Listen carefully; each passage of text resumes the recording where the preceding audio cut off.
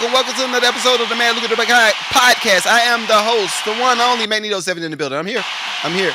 This is episode 199. 199. 199. Uh-oh, I done messed my little joint up. Let me put that back on there. But try to be extra. See? The devil be trying to work through you on these platforms. You can't let them work through you. You just got to do God's work. You got to do God's work. But this episode is brought to you by Jay's Deli on Lawrenceville Highway. If you need some good halal food, you need something to fill that stomach up, you got your girl with you, you got your family with you, you just want some real good, clean food, go over there to Jay's Deli. Tell Magneto7 sent you for the Mad Look at the podcast. All right, let's go to the chat for one hot second. I said, yo, Hans, what's up? Yo, I just did like a little impromptu music review, and I know all of y'all that's watching this on playback, y'all like, yo, I thought you were gonna bring it back. I don't know if I'm gonna bring it back. I don't know. Sniper, you down? What up? J Ant, what up? G Money, what up? Hold up, wasn't G Money in New Jack City? In New Jack City, wasn't it G Money and who was it? I can't remember who was it. It was G Money and Nino got in they had an issue, and anyway, I ain't hashing out no old movies. Not today. Shouts out to me for celebrating a good, cool. I be messing it up, y'all. I think we just celebrated. I think it's 14 or 15 years of marriage. Y'all do okay. Look, 14, 15 years. We've been married. We got married in 2011, right? 2011. Me and my wife got married in 2011, and this is 2025. So what's the number? Is it 14 years? I'm gonna say 14. I'm gonna say 14 because if this is B Lamont, what up? I told all my fellas, I was like, look, I don't know, man. I might have to just be like, who's keeping count when you're having fun? I've been using that like back to back. I've been using it. So anyway, shouts out to us. I almost died last night.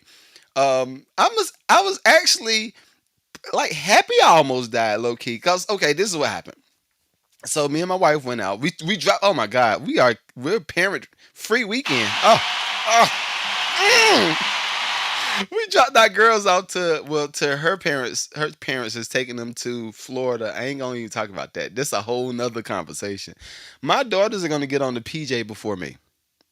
I'm just saying. I'm like, what?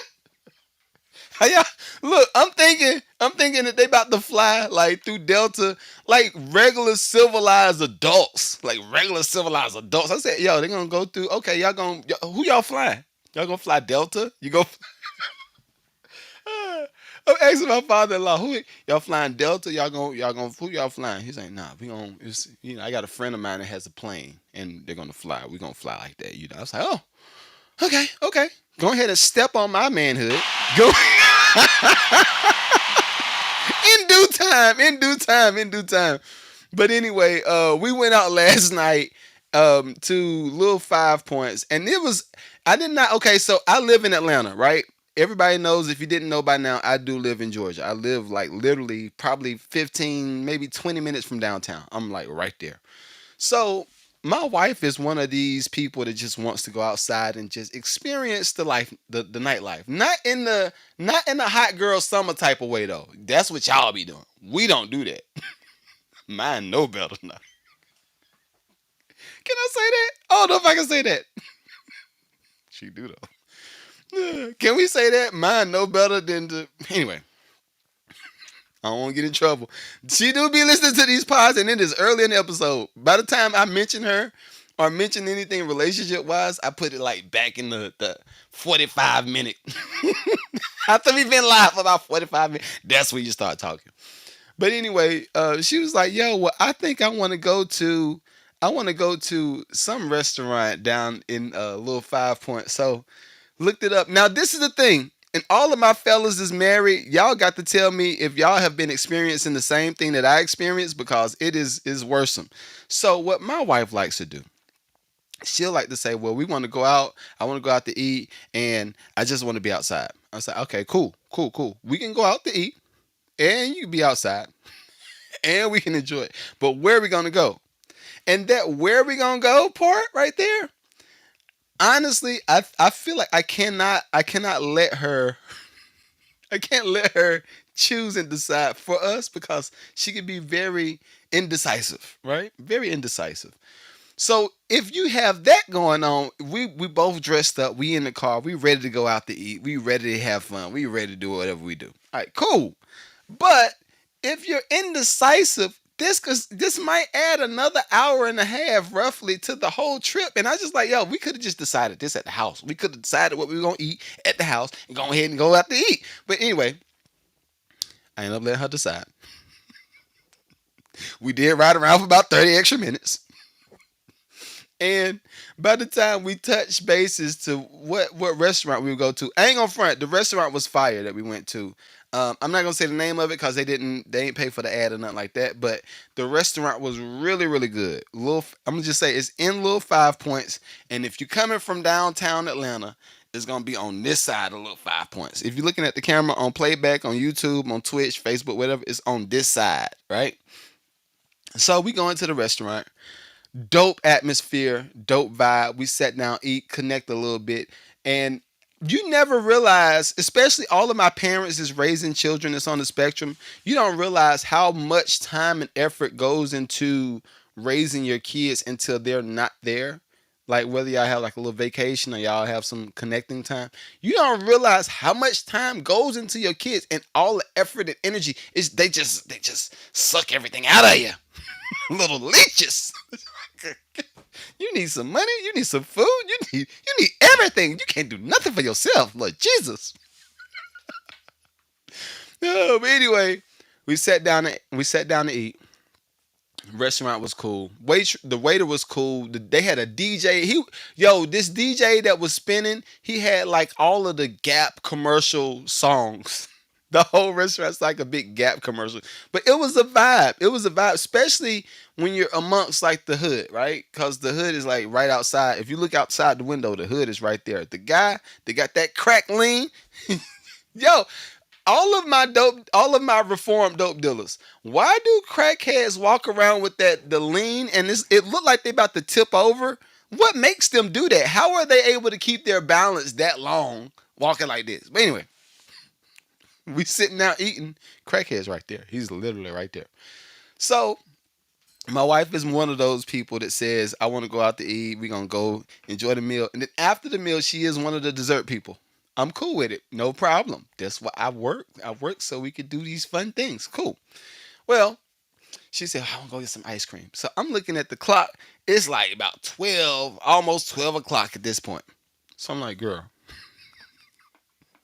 you want to go get something? You want to get some? Okay. Okay. And I ain't gonna front. The 41-year-old in me now, I don't go for a lot of the whole being amongst big crowds at late at night. I don't do that. No, it's a wrap. I'm too old for that. I'm just it's a no-go. So she says, I want to get some ice cream. I said, all right, cool. We're gonna get some ice cream. Listen, y'all, we're talking about Glenwood in Atlanta, Glenwood, Atlanta, Little Five Points, that whole little area. Because Atlanta is still a party city. I don't care what part of it you go to. It is on a Friday night, it is still party city. So we go to the little and it was a cool, I gotta look up the name of it, but it's like a food hall that was open until 4 o'clock in the morning. 4 o'clock in the morning. Open. Just open. People outside smiling. We saw a little girl, not a little girl, but we saw a girl walking around. She ain't had nothing but a bra on. I was like, wife, is that a bra? Is that a bra? Is that a shirt? Like, I'm confused. She said, "No, it's a shirt." Then the girl walked back by. She said, "That girl got a bra on." I said, I thought it was a bra." You see a lot of weird stuff in Atlanta at night. You see a lot of weird stuff. So we walking. We go into the little food hall. It's this ice cream parlor that's open till 4 o'clock in the morning. So I said, all right, cool. We doing taste tests. What up, know what I'm saying? What up, what up, what up, what up? So we doing taste tests at 11:30 at night, right? Completely normal activity. Meanwhile, crackheads outside. We got the girl walking around with her bra. We got it's mad white people in Atlanta too. Listen, black folk, y'all thought we ran Atlanta. We don't no more. I'm just tell you, it's been gentrified. It's over. over. Thank you, God. I mean, my man, it's over. I ain't want to celebrate. I wasn't trying to celebrate it. I'm just saying, like, I'm a real estate. I'm a real estate guy. I want the margins to be lifted. Huh? I don't want to be else. I don't want to be buying the property. It's out. You lost some equity in your house. No, I don't want to lose the equity. I want to gain the equity. Look, we change that stereotype too? All of my black folk, can we change that stereotype where we're losing equity because we moved into a neighborhood? Can we? I think we could change that because we got. I know a lot of bougie black folk, real bougie. That they deserve to be bougie. They work for it. They work for it. And we're gonna talk about Tyler Perry a little bit later too. But anyway, finishing my story. So we're walking, and I'm getting to the point where I'm about to die. Right? Literally, I was about to die, and I was like, "Yo, that was pretty cool." My wife hate when I do that. It's just dark humor. No, that's not funny. It's not funny at all. It's hilarious. So we're walking out the little food hall. We got our ice cream, and I'm looking down. I'm looking down, and I was gonna blame it on her, but I was gonna take ownership for and accountability for what I did. So I'm gonna own it. But she was like, I want to go over to the other little bar down there to see if they I think I heard live music. I was like, okay, live music. It might be a little lit. We can go over there and enjoy the ice cream, maybe drink a little Henny. We right down the street. We right down the street. So we can go head over there, right? Keep in mind, at this point, it's 12:30, about to go on to 1 o'clock. 12:30, about to go on to 1 o'clock. So we walking, and I was being a civilized person. I said, look, I don't think we could cross right here because that's jaywalking. If we cross right here, the white side of me said that's jaywalking. But then I saw a white man do exactly what I said we shouldn't do. So I was like, oh, he did it. We can do it too. So, so it's traffic. I'm waving the dude down like this. I'm waving him down like this. He like, I'm waving him down like this. He like this. My wife eating the ice cream. I'm eating my ice cream. I'm waving the dude down like this. He like this. So I start to walk across the street.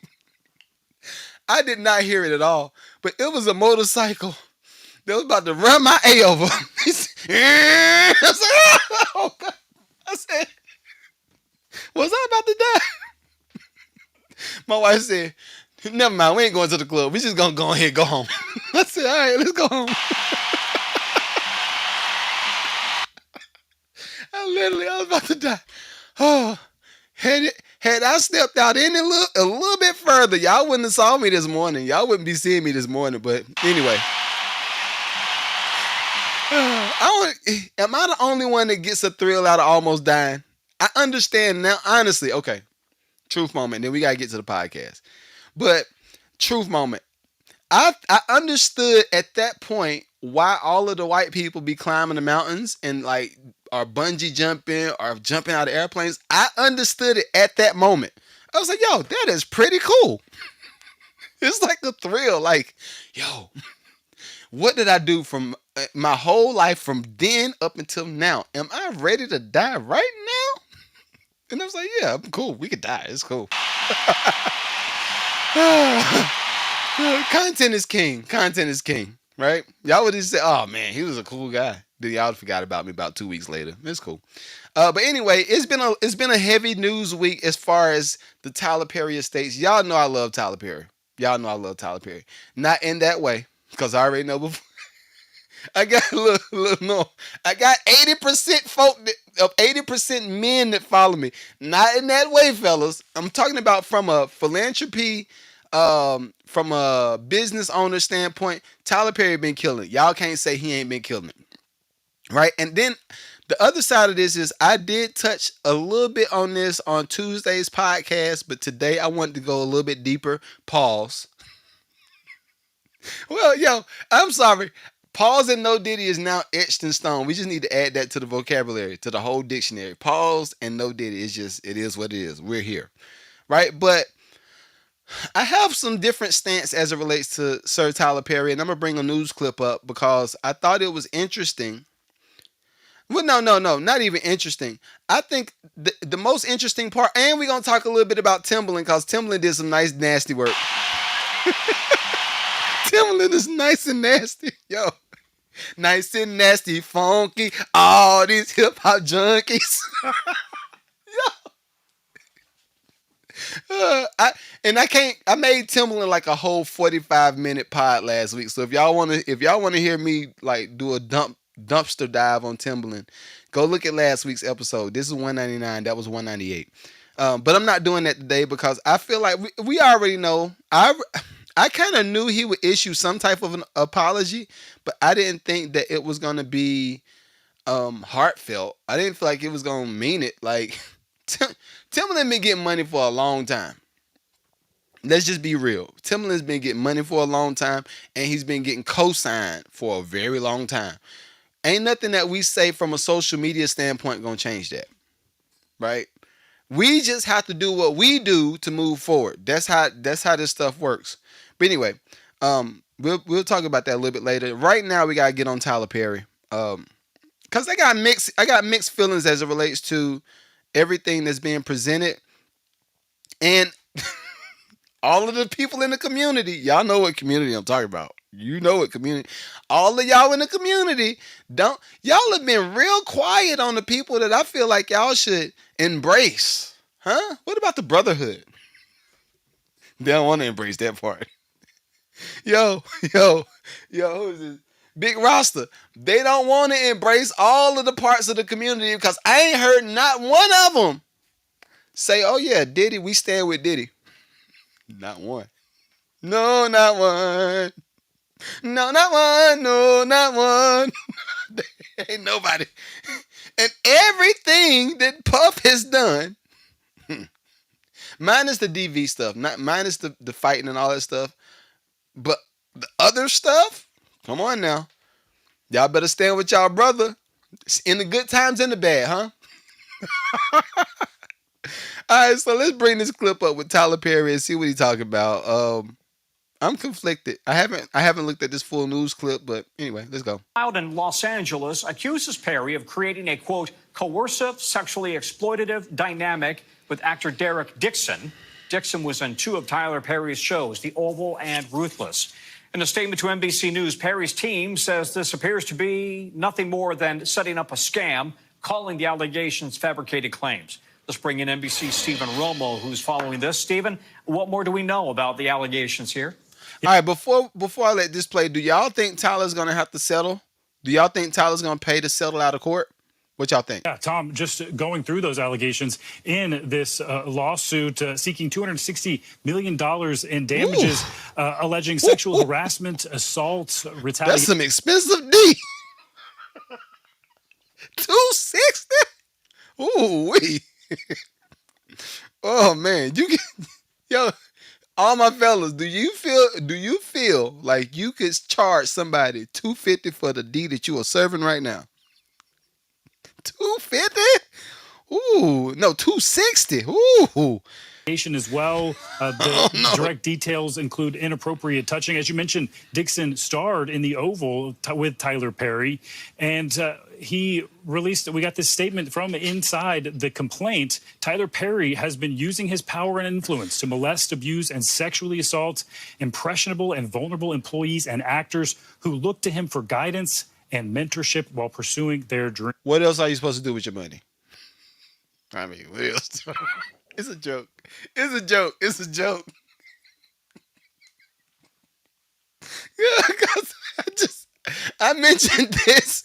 I mentioned this on a Tuesday pod, and I was just saying I feel like a lot of the people that got them real big bags, they gave up their childhood. You look at Michael Jackson, right? Michael Jackson gave up his whole childhood to become the Michael Jackson.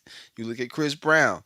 He gave up a lot of his childhood to become. Now, when I say they gave up their childhood, I'm not saying that they didn't have fun, right? I think people be getting that conflicted. If I say somebody gave up their childhood, I'm not saying that they didn't have fun. I'm just saying they gave up a lot to get a lot. So, So you can read from that.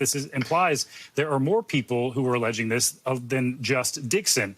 We have a bit of a timeline here for the relationship that we know, the professional relationship between these two men and the allegations made in this complaint. Tyler should have got him a black man. He should have got. If he was gonna do it, I mean, this man don't understand the struggle. If he understood the struggle, he wouldn't be suing. He would be suing for 260. Saying that they met in 2019. The lawsuit alleges that then their relationship moved forward with this professional advancement. And in 2019, Perry offering Dixon a small role in Ruthless. And then in January 2020, that is when Dixon accuses Perry of sexually assaulting him in his home. And then the following month, Dixon alleged. How did he get to the house? How did this Derek Dixon guy get into Tyler Perry's house?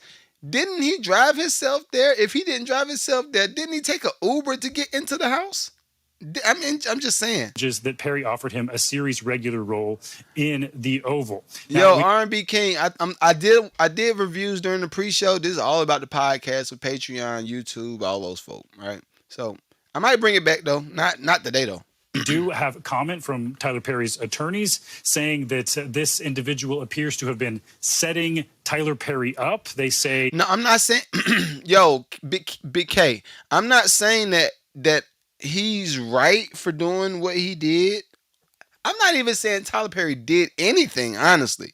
I'm just saying this. At some point, right, when you make money, when you start making money and you went through the struggle.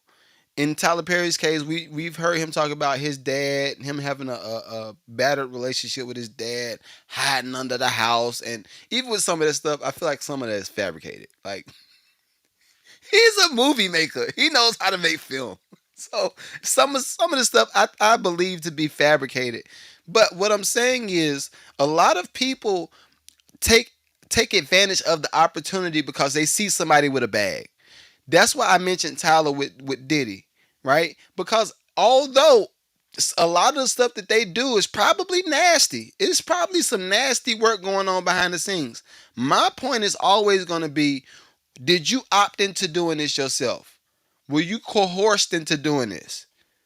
In Diddy's case, I can see where that got some, is more sticky because now you're using company money to fund the orgies. You're using company money to pay for the drugs. You're using company money to get the girls over to wherever you were going. You're using company money. So I can see how this could start turning into a RICO case. And I can also see that his character is not necessarily the character of a person that's trying to help a lot of people. Diddy. When it comes to Tyler Perry, I believe Tyler to want to help folk. I believe the meat, pause, are the majority of who he is at the fabric of his DNA is trying to help people. Tyler. So I can't say that, I don't know. That they are alleging that this is a scam and saying, quote, Tyler. I mean, what y'all think? I'm just giving y'all my point of view. What y'all think? Will not be shaken down, and we are confident these fabricated claims of harassment will fail. Now, we've also reached out to the attorney for Dixon, and he said that these allegations in the lawsuit stand for themselves. So just the very beginning of this process, but a lot of people are paying attention to this. Tyler Perry, quite successful, quite a bit of fame here, Tom. Yeah, it will get a lot of attention. Stephen Romo, thank you. I don't know. Where I am right now with Tyler Perry, I think he probably has been bored. I feel like his pool of specimen is probably very limited. He probably only has. Let's do it like this, right? Because we all know these big brand names. We know the people that turned their names into brands: Oprah, Tyler, Russell Brunson, anybody with the name Joe Rogan. All of these people have big names, right? Their name is the brand. We can't avoid that being a key component when somebody looks at getting work or looking for opportunities. The opportunities is not always works. A lot of people get into business to sue. We saw that with the dude. What's that dude name? Black dude. And he's entertaining as it relates to his content, but I think a lot of stuff he says can be a little. Is it not Clayton? What's the black dude name? It's a skinny black dude. Um, Skinny black dude kind of talks a little bit country, and he's on everybody's stuff. I can't think of his name right now. If y'all can think of it in the chat, y'all can put it in the chat. But I don't know. I'm conflicted. I don't think a lot of people are going into situations with clear motives. I think a lot of people are getting into these situations to come up. And I don't think that this is no different. I don't think this is no different. Um, I guess justice will be served at some point. I don't know what to really say about that. Justice will be served at some point, but everybody that's wanting to go and judge Tyler Perry because of this whole lawsuit, I'm gonna say be careful. I'm gonna say be careful because I hate for you to be in a situation and you need somebody to lend you that lifeline, and you know for a fact you haven't done anything. Also, this is something else I have to dispel the myth. I think a lot of folk think because someone's powerful, they have a pool of folk that's just throwing themselves at them. And because someone's powerful, they have all of the security and they have all of the grounds covered. They got somebody that's checking every text message. They got somebody that's checking every part of their legal counsel. Like, I don't. These people are still people at the end of the day. So if he did do a lot of this stuff, maybe he slipped up. Maybe he felt lonely. Maybe he was in a certain position where he was like, "Yo, this I got him as an option right now, and I'm paying you. I'm paying you $500,000 to be in this movie. I mean, what's up?" That's wrong though, right? That's wrong. We can't do that. We can't do that. We can't do that. Oh, we can? Okay. We can't do that. We can't do that. I'm playing, y'all. I'm playing. I'm playing. All right, so that's all I'm gonna say on Tyler Perry. Thoughts and prayers. Next up, I want to get into. I told y'all we was gonna dig into this Timbaland and Suno situation. So, all my producers, singers, songwriters. I don't know if everybody remembers. This is probably about 2 years ago now. About 2 years ago. I talked about this on the podcast. But what I was saying back then was I think the equity for musicians and for singers and rappers is going to be in the makeup, like the DNA makeup of your voice. How is your voice, the vocal tone? How do you say certain words? How do you swing certain words? Do you have you know what I mean? I feel like the equity and the real money is going to be in the voice, not necessarily the songs that you create. And some people this might be a little bit high level conversation for y'all. Hopefully y'all understand it, but this is just how I think, right? So we just saw K Fresh last week. Yeah, this is last week. We just saw K Fresh go back and forth on Timbaland stealing his song. Timbaland stealing a piece of his content, throwing it into Suno, and Suno regenerated pretty much the same song. It just changed the sounds. That's all Suno did, right? And everything that I have been talking about has been, okay, how do we not necessarily combat it from the standpoint of try to squash the AI? Because these tech companies and the tech giants are going to continue to do what they do. They're never going to stop. They're going to keep doing it over and over and over and over. Guess why? You ain't got the money to shut them down. And when I say the money to shut them down, I'm talking about on a government standpoint. You don't have the ability to go to Washington, do a whole sit down and say, hey, we don't want Suno or we don't want these tech companies to take our likeness in our music. So therefore, being that you don't have a lot of the money and you don't have a lot of people that's willing to stand and be unified, now you got the mess that we got going on now. Now we got this big mess. So going back to what I was saying, I think that the future money that's going to be made for musicians is going to be in the DNA of the voice. The DNA of the voice. Same thing why I said all of these musicians, I was trying to figure it out. Like, why are they all selling their catalogs to Sony? They're selling their catalogs to Universal. Why are they? I was asking this during the pandemic. They did this while the money was cheap. Keep in mind, all of this stuff I'm talking about right now, that was happening while the money was cheap during that whole the SBA, the PPP, the bailouts, all of the money that was getting thrown during the pandemic. That's when the artists were selling their catalogs. It was the perfect equation for a disaster. I'm gonna tell you why.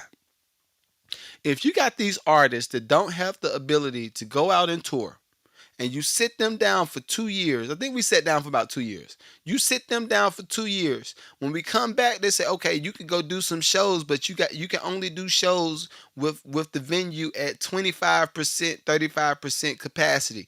All right, now that cut the money that any artist was going to be able to charge in the form of sponsorships, in the form of partnerships. All of that money was cut up because guess what? Now the company that you would normally go to sponsor this event is only going to get their product in front of 25% of your audience. Y'all let me know if I need to slow down. Y'all let me know if I need to slow down. But this is how I process all of this stuff. I said, so this is the perfect opportunity for disaster. You just made these musicians sit down for 2 years. Now they can go perform, but they can only perform in front of 25% of the audience. Sponsors is only willing to pay 25% of the sponsorship. So let's say Beyonce would go out on tour. Let's say Beyonce would go out on tour, and let's say she might charge Coca-Cola or Pepsi. She might charge them $100,000 per show, right?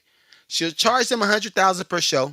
She might be able to pocket maybe $50,000 of it, and then she'll pay another $50,000 to the staff, crews, all that stuff. But that's just one partnership. Now let's say you have Popeye's Chicken, then you have Walmart, then you got Target. You got all of these companies that would normally front the money for your shows. They only give you 25%. It takes a lot. I think a Beyonce show is at least 2 or 3 million per show. If you got the nickel and dime, 100,000 here, 100,000 there, 100,000, it is not possible for you to be sustainable. So people they were clapping. They said, hey, look, man, hey, hey, hey. Jay and Beyonce, they did their thing. Ooh, y'all did their thing. But I looked at it from this standpoint. Okay, why are y'all selling y'all's catalog? How much of y'all catalog are y'all selling, and why are y'all selling it?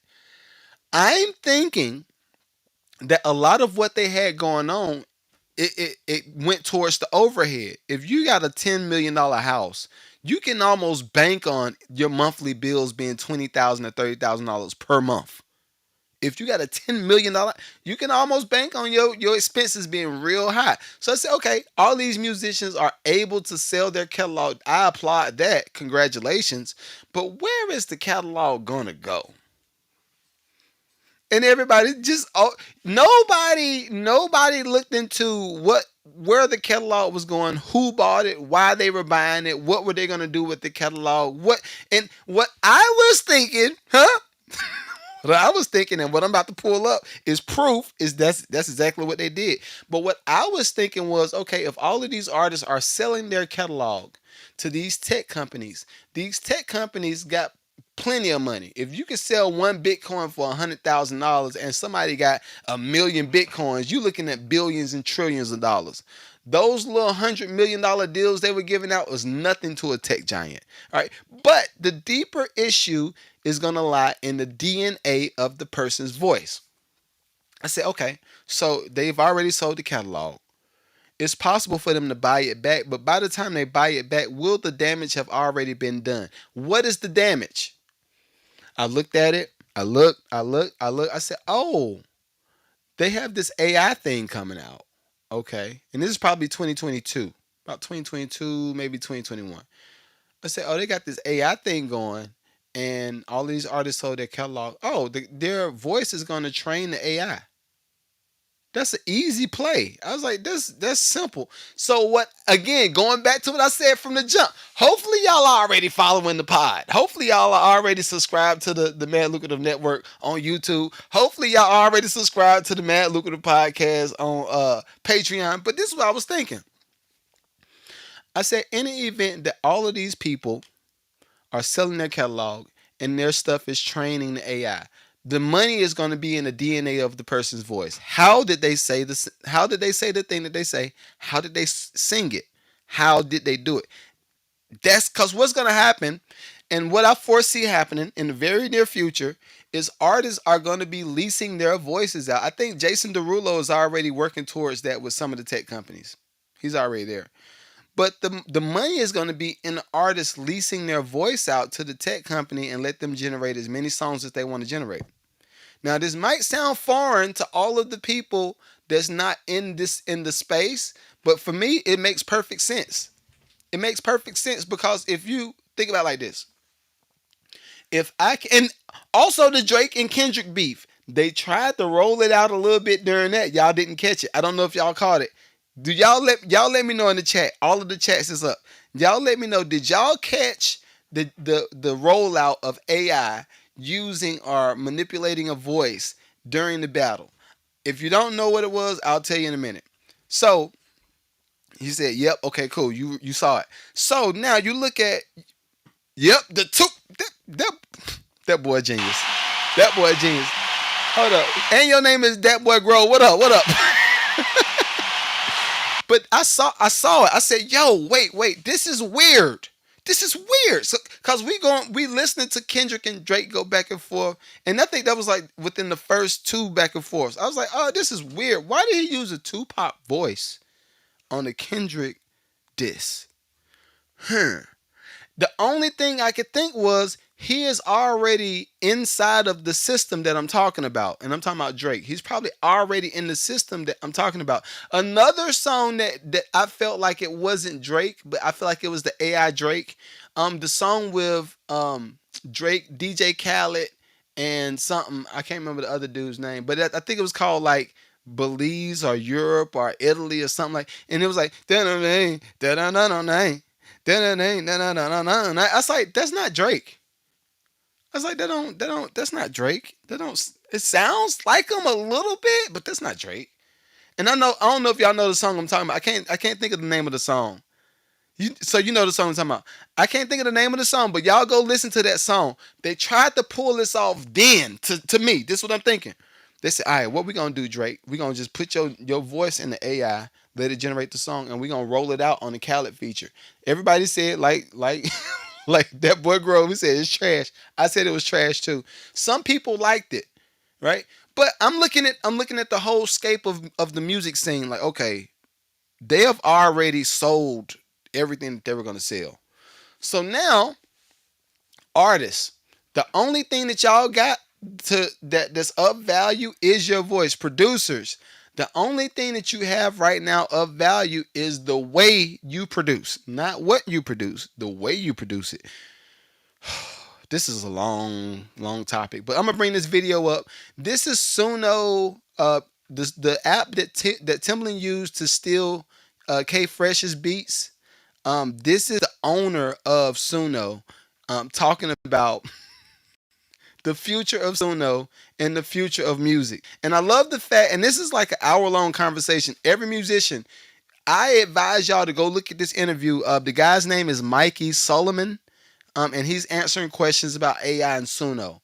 And it's not a real theatrical. It's not a theatrical interview, like with all of the antics, and you're not gonna get no variety and voice and all that stuff. But listen to it for the content, because what he's saying is he about to slap if you're a producer, if you're a musician, a singer, he about to slap all y'all with the stupid stick. He said distinctive vocal patterns. Exactly. All right, so y'all look at this. This is, and y'all can hear it on TikTok. Everybody on Twitch, everybody on YouTube, everybody on Facebook. Y'all can see what's going on this video, but y'all can hear it. So give me a second. Let's pull it up, and I think we're in. Schultz 32TT. Any thoughts on letting people upload their voices and then AI can polish them up and make them sing a created song? We are working on that at some point. I think very important to put the right controls in place to prevent people from cloning other people's voices. But I think this is like a... Sorry, what do you mean by that? Cloning other people's voices? Did y'all catch that? I'm just saying. Did you catch it? You didn't get. You about to? I don't want to let you make a song in somebody else's voice. I only want to let you make a song in your own voice. And that, again, somebody else could mean somebody that you know that isn't you, or could be a celebrity. And we kind of want to not let that be a thing on our platform in either case. Again, this kind of basic human instinct to want to make something beautiful and show it to people. And if technology can be a means to that end of making a song that sounds beautiful, that sounds like you, even if you don't have the best voice right now, like why wouldn't we let people do that? That would be really cool. I'm a terrible. That's stupid. This stupid. This is a stupid. Oh my god. This is the stupidest thing ever, man. Stupid. Singer. So like, if I could sing into Suno and could make. If you don't have the ability to make a song, maybe call me an elitist or whatever, but I've spent my whole life dedicated to creating music, right? I have a degree in it. I have the plaques and stuff to prove for it. I'm talking about, what is this? When you do over, I'm almost about to hit 30 years in music. Almost 30 years. It's crazy. So, no. If the person, Mike Sullivan, if the person does not have a good voice, then they should not be a singer. What the hell are we talking about? How is this? How did this become a discussion? If they don't have a good voice, they should not be singing. They should be doing something else. Find the gift that God gave them and do something else. The hell? Sound, I don't know. Like, I don't know. Who's somebody with a good voice? No, you with a good voice. That's the point. Right. Okay, I see what you're saying. I mean, is that just auto-tune? It's not only auto-tune. Okay. Auto-tune will get you some of the way, but it's not only auto-tune. And the other thing is, if you want to use auto-tune, you have to sing the whole thing by yourself. And empirically, people don't want to do that. And there's an element of shame here that, I think about. So this is the thing. This is the thing, too. I don't know if y'all have heard about open AI and an open sourcing, right? What up, Norm? What up? I think Norm might be in this space too, so he can chime in. But if you look at somebody, right? Let's say like I keep using Timbaland and the K Fresh guy, but it's not just them. This article, and this is what lets me know that everybody's stuck on stupid. This is what lets me know none of y'all know what the hell is going on. If you look at this interview, this came out in February. This joint came out in February. We just caught Timbaland stealing K Fresh's beat in June. Do the math. How much training do you think has already taken place when it comes to the AI? And when I keep saying producers have to show the process that they're using, because that's the only thing that's going to be of value. It's going to be so many tech companies, and it's probably already an AI Magneto 7 producing hip hop beats already. It's probably already an AI Norm Sands is running around with the barring NIGGAs to death. Got the bars. It's probably already an AI that's already generating ideas based off of our intellectual property. The damage is done. It's already here. So the only thing you can do moving forward, is say, okay, I know that y'all are doing that, and I know that y'all are not trying to pay me. What kind of legislation can we put in place to offset all of the foolishness that y'all are doing with our intellectual property? And this is why I keep telling musicians, we got to get to the point where we're not in spaces.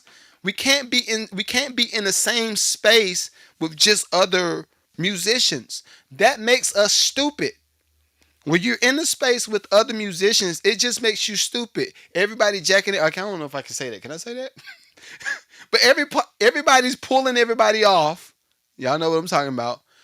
To get high off of just the creation of music. Because this same guy somewhere in this interview was saying, and this is Mike Sullivan, the same guy said, I mean, who even enjoys creating music? It's such a long process. It's so much stuff that you got to learn. And I'm like, fool, that is the point. That is the reason for all of this stuff. Dumb. This is stupid. But anyway, if us musicians and producers, singers, songwriters, if we don't get outside of our spaces that we're always in, we will never understand how these people operate. And when I'm saying these people, I'm not talking about white people. I'm just talking about corporate people, people that's all about the bottom line, people that wants to scale. Honestly, I like the idea of scaling. I'm cool with the idea of scaling, but when you scale at the expense of somebody else's negligence. That's what I got the issue with. When you scale at the expense of somebody's negligence, this what that means is this. If you look at a producer right now, thank you for the follow, but if you look at a producer right now that's posting stuff on IG, and this is why I got on Tico. I did a music review earlier in the pod before we did the actual show, and I was telling them, I said, yo, it's so many people that's just posting beats. It's all right, cool. I see the fact that you're posting a beat. I like the fact that you're active. I like the fact that you're driven. That's cool. But that ain't gonna move the needle. Cause the only thing that you're gonna attract, and ask me how I know. I am, again, Grammy winning, Billboard winning, platinum and gold, and diamond selling. Diamond selling is 10 million and up sold albums. I've already done this stuff, right? The only people that you attract is more of the same type of people. When you attract more of the same type of people, whether that's a rapper, whether that's somebody that's a singer, or anybody that's just in the music space, when you attract more of these people, you keep recycling the same process, right? Now, that was cool maybe in the 60s, maybe in the 70s, 80s, that was cool. But now technology is moving so fast. The faster technology moves, I feel like everybody just keeps getting behind the bullet. We keep getting behind it. And you got people like this. Again, this interview was posted February 7th. And I'm giving y'all some numbers. If this joint was posted February 7th, 2025, and he's talking about something as important as what's going to be ground shaking for musicians, and it's only 3,000 views, it's only 3,000 views for this video right here that I'm watching. That lets me know that all the musicians are oblivious to the change that's happening. Nobody understands the level that this is going to interrupt so much in the music business side of things. In addition to interrupt the music business, it's going to interrupt the publishing. It's going to interrupt the process that we used to go by. This is the process that we used to go by. Last year I did a video game. I'm waiting for that joint to come out too. It may come. I don't be keeping track. But I scored a video game last year, right? The game company sent me a prompt, or pretty much not a prompt. What do you call it?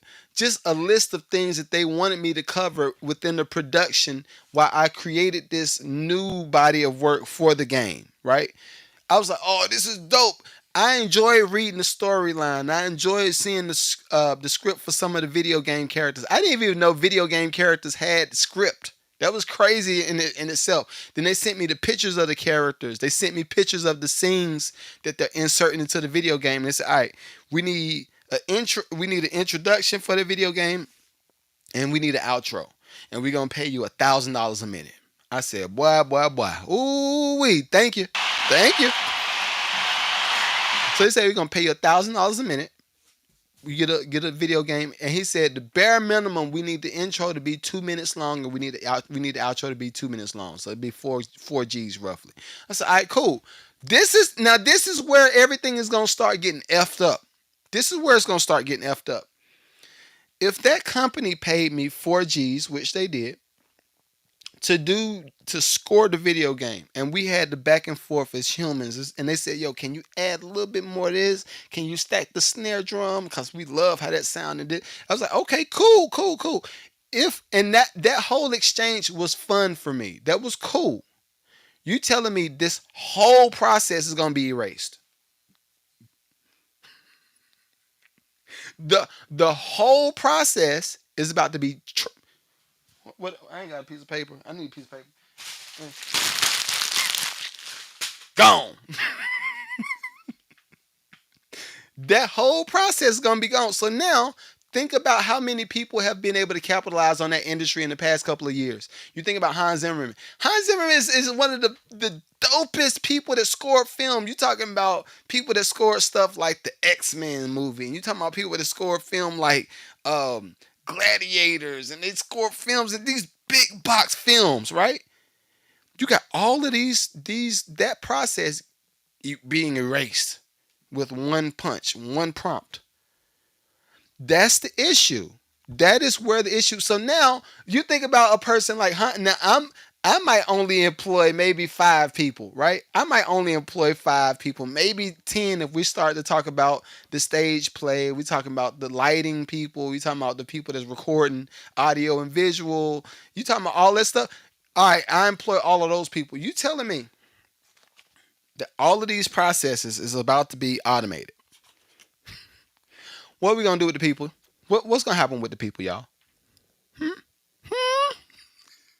What happens to the people? Ain't nobody thinking about this. And this is why I felt like, where I understand Timbaland, I understand wanting to be the first in the front of the line, where you're helping usher in this new economy. They will think it's a new economy for musicians, but it only is going to benefit you and the stockholders. It's going to only benefit these people. I don't even know, and I'm not calling Timbaland stupid. I promise I'm not. But I don't know if he's really analyzed everything on a real, like, under a microscope to understand everything that he's helping them do. If you can train the computer to think like a musician, to play like a musician, to write a song like a musician, to perform like a musician, because I told y'all about that too a few weeks ago. If we could train the computer to do all of this stuff, what do you need the person for? What do you need the person for? And a lot of people, I know, that boy Groves said instead of emotion, it's just prompts. It exactly. But when it comes to a corporate side, and it's another movie. Oh my God, it's been happening so much, y'all. And I don't think y'all you got to pay attention to what's going on. What's the name of the movie? Hold up, y'all. Let me look it up right quick. It's a movie that was on Netflix, and when the song came up, and they actually used the song. Oh, let me turn that off. Song that they use in the film, and they let it run over and over and over and over. When you're getting sync, a lot of the times they only input maybe 30 seconds to 1 minute, maybe 2 minutes worth of a song inside of a scene. This particular song, they let that joint run. And then when they went to another shot, they raised the joint back up, turned it back up. And I'm trying to find the name of the show. It's on Netflix though. It's a show about the girl. She did a sex tape, and the boyfriend was pretty well off, and him and his family was like, well, you need to, protect her. And it's gonna be a season 2. The girl played on Greenleaf. I can't think of the name of the show. Sorry, y'all. I can't think of the name of the show. But if I could, maybe one of y'all know it in the chat. It's a couple, and it's like 2 words. It's like just cased, or just something, or just black, or I can't think of the name of the song. I mean the name of the show. But in this show, they had this AI song. I said, I wonder. Look, me put my tinfoil hat on. I said, I wonder if Netflix has a tech sector that's now trying to figure out how to prompt more songs. And are they putting these songs into the movies? Pretty sure they would be, because they own the movies. And this is the cold thing is why I say I understand it. Musicians, business owners, singers, rappers, y'all have to start thinking like y'all are Netflix. You have to start thinking like you are NBC. You have to start thinking like you are ABC or Fox or even Tubi. You have to start thinking like them. When I say think like them, from the standpoint of attention that you get from your followers, how can you get them to commit to doing something on your behalf? Whether that's from a subscription, whether that's from a certain amount of shows. You say, all right, well, if you sign up for this list, I'm gonna charge you $100 a year, and from that $100 a year, you get 5 shows to come to. Any show you want to come to, just sign up so we can make sure you got your VIP spots, and come up with something to get people to opt into your process. Because just getting followers on Instagram ain't gonna do it. Just getting followers on TikTok or Facebook or YouTube or Instagram, that's not gonna do it. Just getting the followers is not gonna do it. You have to figure out a way to get the attention from the people and get them to subscribe or do something on your behalf, because the idea of art is about to be gone. The idea of art is going to be gone in a minute. Let me look and see what B might say. B Lamont said, let's see, happening in my IT field, trying to show how humans understand empathy. Can see. So this, honestly, I talked to my chat GPT about that, B Lamont. Oh, my bad. I be half reading stuff on the pod and y'all don't be seeing on YouTube. We got to figure out, can we figure out a way to get everything on the screen, like up on the side right here, like on the screen? We got to figure that out. But anyway, B Lamont on TikTok says, it's happening in my IT field, trying to show how humans understand and understanding empathy can't be replaced. I don't think people will. And this is a whole another conversation. Uh, the whole back and forth that we've been having between women and men, right? And how women don't care about men, and Father's Day is a fathom of the imagination, and none of the women show appreciation, right? All of that, and all of the friction that's being created on social media, and the algorithm feeding you the friction because you clicked on it, right? I think all of this is setting us up to be disconnected to empathy and disconnected to wanting to even understand what somebody's going through. I've seen so many people that might be in their cars, and I'm talking about the big boys. They got, and I'm like I said, I'm in Atlanta, so they might have a Phantom, or they may have the Cybertruck. Well, Cybertruck is kind of normal now, but they have these nice whips, and they could see something going on right here, right? And it could be something as simple, which I understand a lot of y'all might be scared. I get it, but if you are a grown man and you see a woman, let's just say it's outside, the bare minimum you can say is, yo, bruh, that's a little bit too much, bruh. Chill out, right? Bare minimum. That's easy. And then guess what? At the end of the day, you just drive off.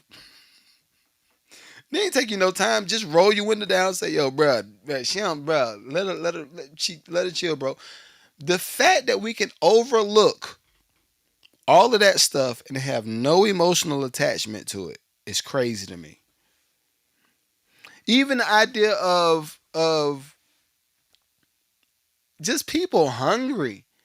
I don't know how, like, for me, I still have a heart for crackheads. Let's say crackhead. I'm just saying, every time I see a crackhead, I want to know what got you in that place. How did you get here? How did you land on the streets? You're still alive, so that's still something to be grateful for. But how did you smoke so much crack that you landed on the streets and you asking me for 35 cents? How did you get in this place? Right? I be wanting to ask that from the standpoint of, yo, okay, I need to know what you did, so I never do that. Each one teach one. I never want to experience crack on the level that you've experienced crack, because you are cracked out. Never want to experience that, right? But for me, it's a certain level of empathy and wanting to understand, how did you get there so I don't get there? And then if there's something that I could do to help you, how can I help you? Now, this 35 cents, all right, I'm going to give you 35 cents. But after you get 35 cents, what are you going to do? How much can you really buy for 35 cents? And I don't see people caring. I don't see people caring. It's a little disgusting for me. But then on the flip side, like it's certain times if I have my daughters, especially if we riding in my pickup truck, I normally keep a couple dollars. Let me see what I got on me now. I normally keep $1 or $2 on me, right? Oh, I got $2 bills. All right, $2 bills. I got $1 bill. I gotta get some ones. But if I have my daughters with me, right, I'll normally say, all right, look, you see that woman right there? If they standing at the bus stop and we in the truck, I say, all right, when I pull up, that woman right there, give her these dollars. Now get some money out my wallet. I give them to my daughters, and I have them give the woman $1 or a dude, depending on who it is, right? Have them give them $1 and tell them bless you. Have a wonderful day, bless you, whatever, right? I'm only doing this so that my daughters understand we are in a better position than them, but if something goes wrong, we can always it's always a possibility that you'd be right there with them. So I would hope that somebody would help you if you were out just putting two and two together. But people not caring. The tech companies will never care. It is always going to be about the bottom line. So knowing that it's going to always be about the bottom line for them, we got to conduct ourselves accordingly. All that nice, organic, good energy that we normally have as musicians, we can no longer freely give that energy out, right? And this is why I keep telling people, please follow the podcast, please subscribe. I got free subscription on YouTube. It don't even cost you, but I want to give people real good information that they can now take with them and run and say, okay, Mag said we should try to start doing this and pivot. The better off we will be is when we're financially stable. There's too many musicians, it's too many rappers is what running around here talking about how much money they got and they are broke. And I say broke, not broke just financially, broke from a mentality. You can be broke from a mentality and have good money in your pocket. It's possible, right? Anyway, that's all I got for today. I ain't gonna go because I did want to tell y'all about what was it? Let me see where it's at. Along with the Suno stuff, I think that we're gonna get deeper. You say good talk, appreciate you, yo. I think we're gonna get in deeper with the AI stuff. The more negligence that happens, the more advantage they're gonna take of. Also, last thing for Spotify. Spotify is doing more dirt. They're doing even more dirt, especially since Buddy has sold a lot of his ownership. They're doing more dirt. Spotify is now becoming a full blown content farm. Everything that Suno's doing, Spotify is going to do the same thing. Even now, this sounds wild. But I already see it coming. People are going to have more AI generated podcasts where all of the information is regurgitated from a source like maybe ChatGPT. And then from there, they'll upload it to Spotify. They'll name it some type of a podcast, and they're going to collect the money on the attention. It's already coming. So even people like me, I'm trying to figure out other ways to offset that happening. I've been looking at using a lot of the AI to get into different markets. Case in point, I'm doing. Am I giving Patreon information? I might be giving Patreon information. I ain't gonna do that. Not that. If y'all want that, come to Patreon. All right? I'm gonna get a whole play up. I was gonna get a whole play up. Just know I'm implementing a lot of AI into the way we do stuff over here at the Mad Lucrative Network. So we're about to touch 32,000 subs. We already crossed 32,000 subs. So thank y'all everybody for who subscribed on Patreon. Thank you for everybody who subscribed on YouTube. All of my followers on TikTok, all my followers on IG. Thank y'all so much. Thank you. All right, and I'll see y'all next week. All right, peace. All right, y'all. I'm out.